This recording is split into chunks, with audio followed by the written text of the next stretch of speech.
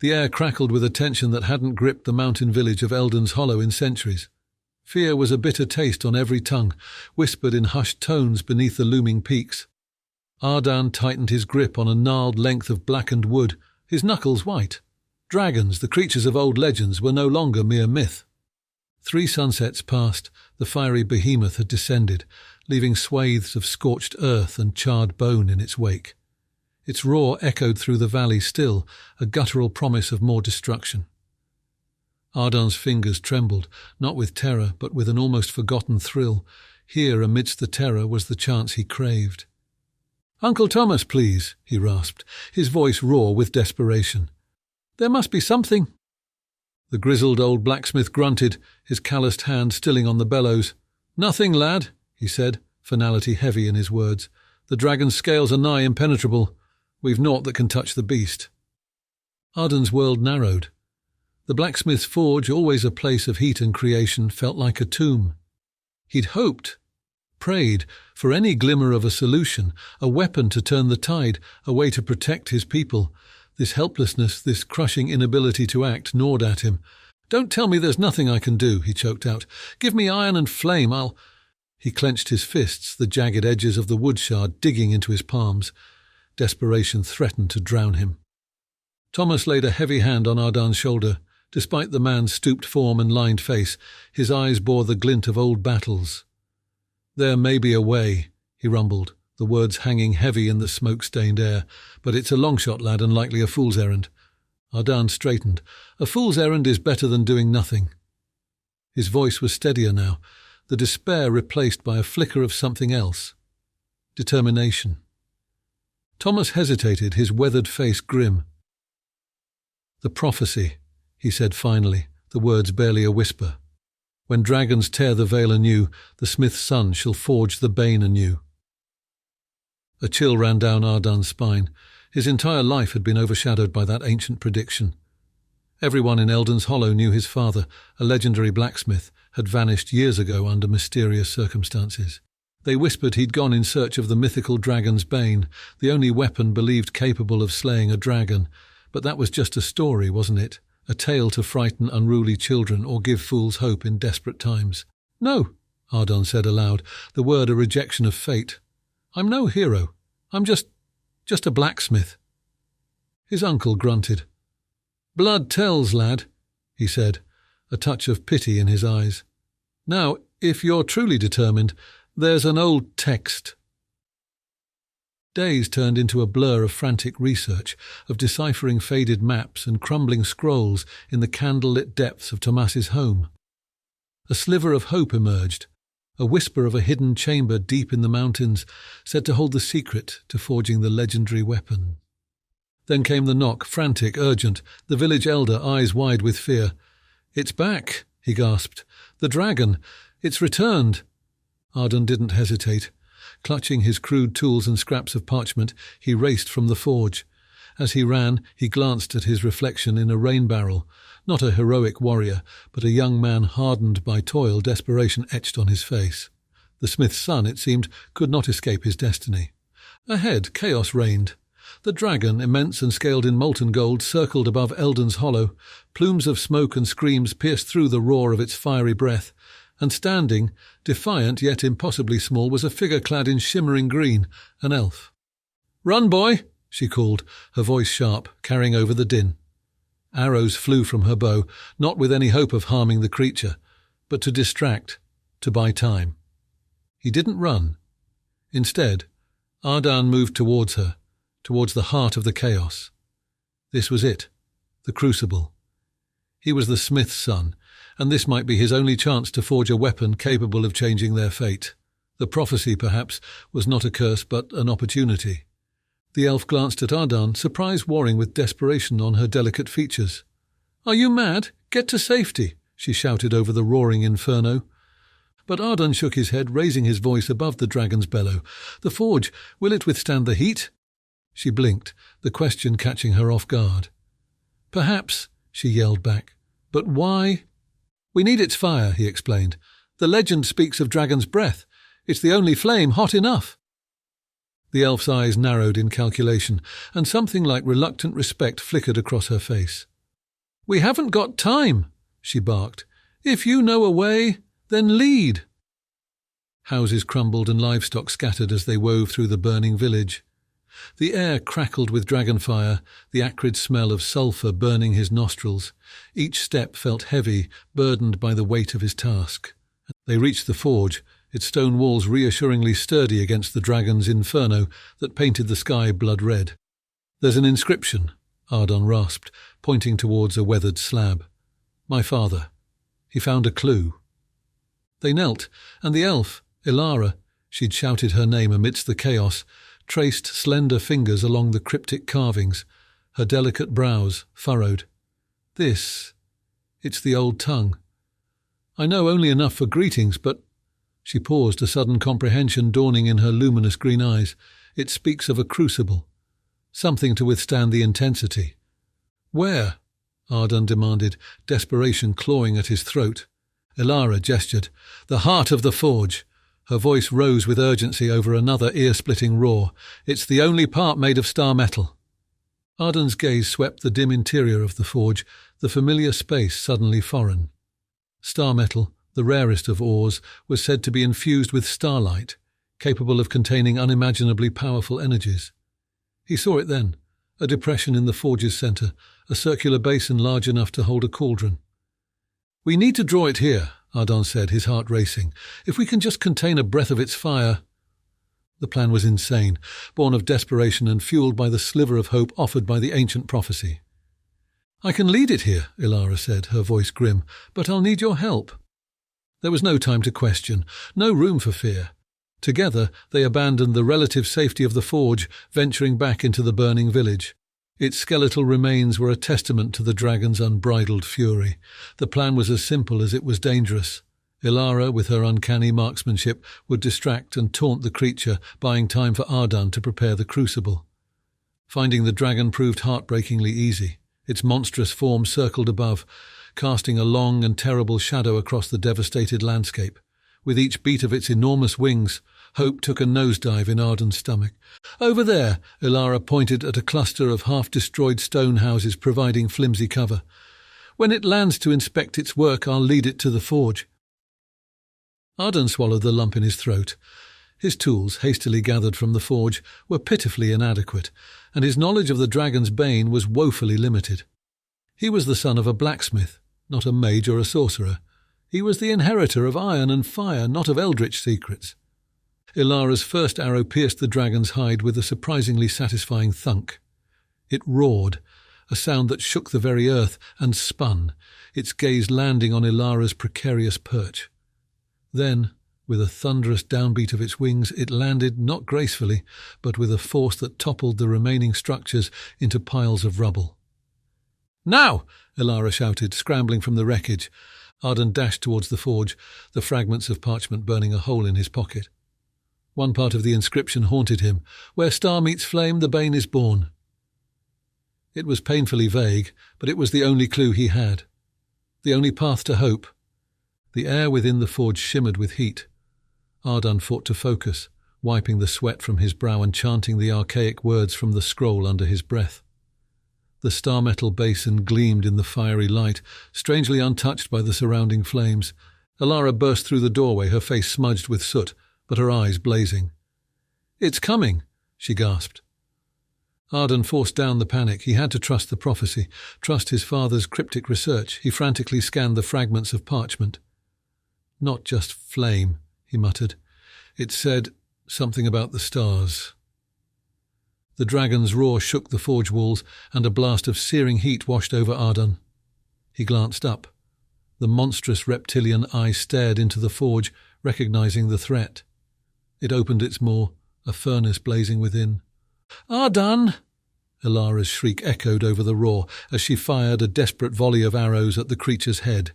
He spun, acting on instinct more than thought. The bellows, old leather and wood, laid abandoned nearby. He snatched them up, and with every desperate ounce of strength, pumped air into the forge's fire. Coals blazed white-hot, sparks whirled into the air like a swarm of fireflies. The dragon's blast hit then, a torrent of blinding flame. It engulfed the forge, and Ardan felt the searing heat, his skin blistering. He screamed but didn't collapse, instead pumping the bellows with frantic, frenzied desperation. The starfire mingled with dragonfire, not consumed, but transformed.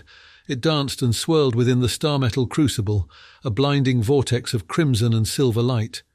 With a final roar of effort, Ardan collapsed, the bellows slipping from his scorched hands. Through tear-filled eyes, he saw the vortex coalesce. It condensed into a sliver of liquid fire, a shimmering, vibrant red.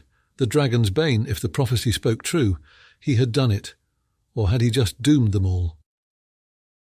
Elara stood at the forge entrance, her bow discarded, her face a mask of awed horror. Within the crucible, a droplet of crimson fire pulsed like a beating heart. Ardan staggered to his feet, a wave of dizziness washing over him. The dragon's bane burned in his vision, a beacon of both hope and utter terror. "How?" Elara breathed, her voice shaking. "What is that?" "I don't know," Ardan confessed, leaning heavily on his hammer, "but it's the only chance we have." His heart lurched as the dragon's shadow fell across the forge entrance. With a terrible shriek, the creature lunged. Elara dived aside, her movement almost too fast for his eyes to follow. But even with her elven agility, she couldn't evade the dragon's jaws. They snapped shut with bone-jarring force around Elara's arm. She screamed. Ardan's blood ran cold as he saw her body lifted, her feet dangling helplessly, but something in her eyes remained unbroken, defiant. "Now!" she managed to choke out, her voice raw with pain. He didn't hesitate. Scooping the still glowing crucible with a pair of tongs, he hurled it like a blazing missile. Instinct more than aim guided him. The crucible struck true, shattering against the dragon's golden scales, amidst a spray of blinding sparks. The beast roared, a deafening sound that filled the entire valley, not a cry of victory but of agony. The droplet of liquid fire was somehow burning into its flesh, searing deeper. It thrashed, Elara tumbling free, then scrambled on weakened legs back to Ardan's side. The dragon took to the skies in a whirl of smoke and fire. Its screams of pain faded, though whether in retreat or out of a horrifying change in tactics, they didn't know. Elara sagged against Ardan, panting heavily, her arm a mess of crimson. We did it," she whispered, disbelief warring with joy in her emerald eyes. Ardan slumped alongside Elara, exhaustion finally catching up to him. "Seems so," he rasped, surveying the remnants of his once familiar forge. The battle was won, but not the war. The reprieve, he knew, was temporary. They tended to Elara's wound as best they could, the bite deep and ragged, but miraculously clean of any fire or poison. Even now the wound seemed to resist infection, the angry red fading slowly. The dragon's bane had worked in ways neither of them fully understood. "You saved my life," Elara murmured, the usual sharpness in her voice replaced with an unfamiliar vulnerability. Ardan shook his head. "We saved each other," he said, meaning it. Alone they were a blacksmith and an archer. Together they had defied a dragon. With Eldon's hollow in ruins they rallied what remained of its people. The villagers gazed upon their unlikely saviours with wary eyes that slowly flickered with a renewed spark of hope. News spread like wildfire. A weapon existed, a flicker of light in the darkness. But Ardan knew their task had only just begun. The prophecy spoke not of one battle, but of a bane to end the scourge upon Eldara. That meant forging more of the fiery substance, but how? The Starmetal crucible was destroyed, the ancient text in tatters. He sought out his uncle Tomas, finding the old blacksmith surprisingly calm amidst the wreckage. "You did it, lad," Tomas said, a gruff pride in his voice. "You fulfilled the prophecy. First part at least. Then it's not over." Ardan felt a grim determination rising within him. His uncle nodded. "The old tales speak of a hidden order, the Keepers of Starlight. They alone knew the secrets of Starmetal. We must find them." A new journey loomed, shrouded in as much danger as desperate hope. Eldon's Hollow was a testament to the destruction, a constant reminder of the threat still lingering. They would need allies, warriors, a resistance. The fate of Eldara hung in the balance. The journey to find the elusive Keepers of Starlight led them out of the familiar valleys, across treacherous mountains, and into the heart of ancient elven woods. Eldara, Ardan quickly learned, was a land fractured, old alliances strained and broken under the onslaught of the dragon threat. Small bands of survivors joined them along the way, drawn by the tales of the blacksmith who forged hope from dragon's fire. There were embittered dwarven warriors, hefted axes etched with protective runes, wild human archers with eyes as keen as Elara's own, even a grizzled gnome astride a grumpy mountain goat, muttering enchantments Ardan couldn't begin to comprehend. Each new arrival brought not only strength in numbers, but also fragments of knowledge, whispers of other dragons spotted across the shattered realm, rumours of a dark power whispering in the shadows, of an insidious force manipulating the creatures of flame. Ardan's nights were no longer plagued by visions of dragons, but by something far worse. A puppeteer behind the carnage, a malevolent force turning the beasts into weapons. Elara became his confidant, the fierce elven archer transforming into a surprisingly shrewd strategist. Their bond deepened, forged in the crucible of war.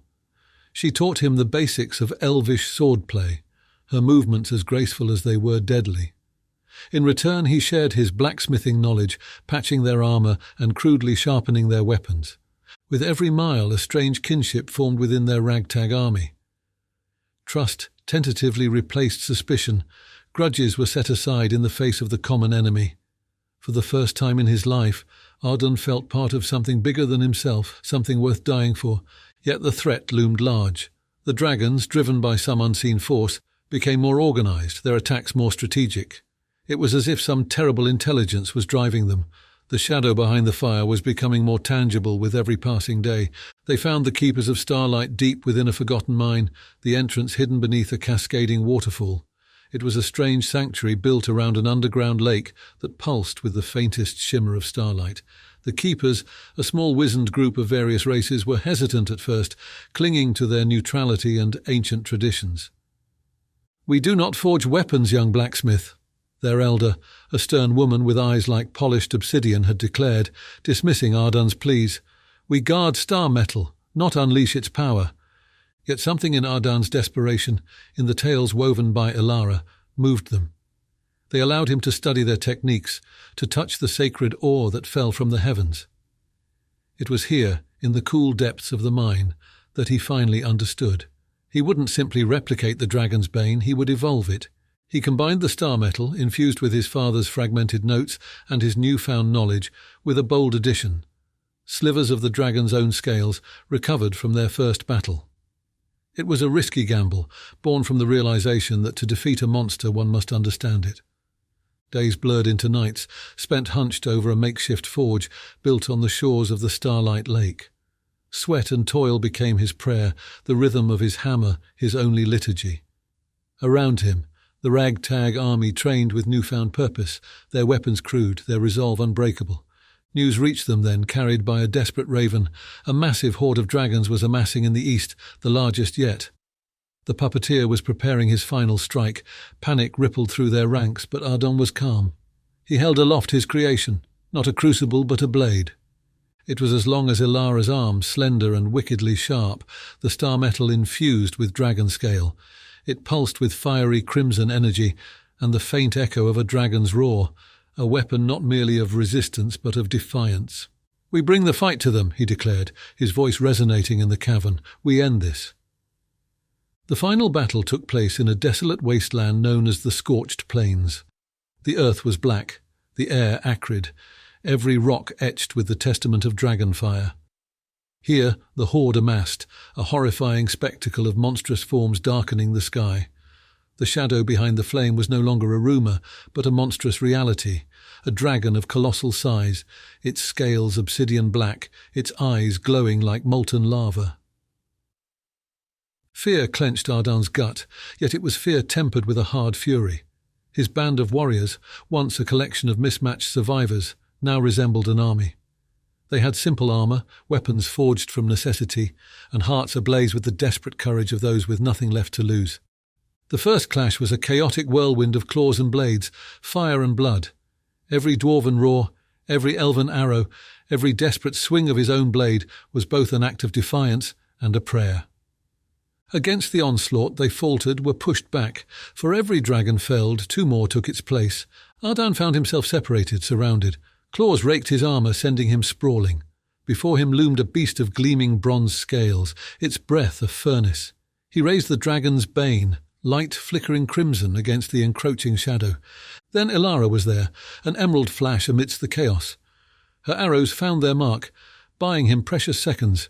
Together they fought back to back, a blacksmith and an archer against the monstrous tide. "Aim for the eyes!" he heard Tomas bellow, his old voice a beacon amidst the storm. Arrows found their mark, blinding the beasts, turning their rage uncontrolled. The tide of battle began to shift.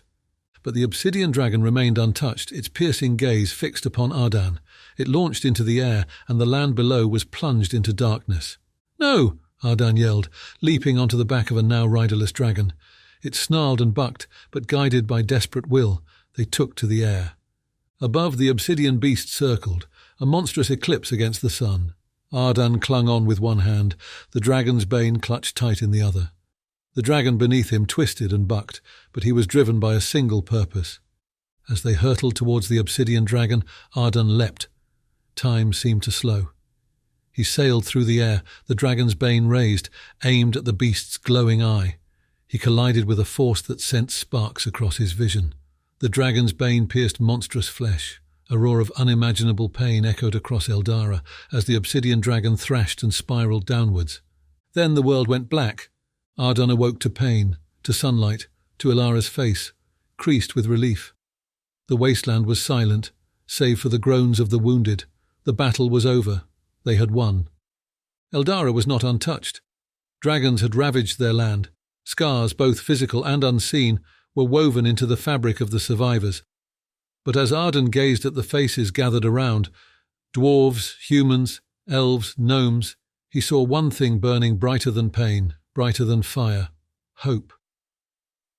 The age of dragons was over. The rebuilding could begin.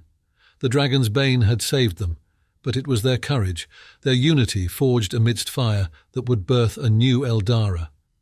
The prophecy had been fulfilled, but their story was far from over.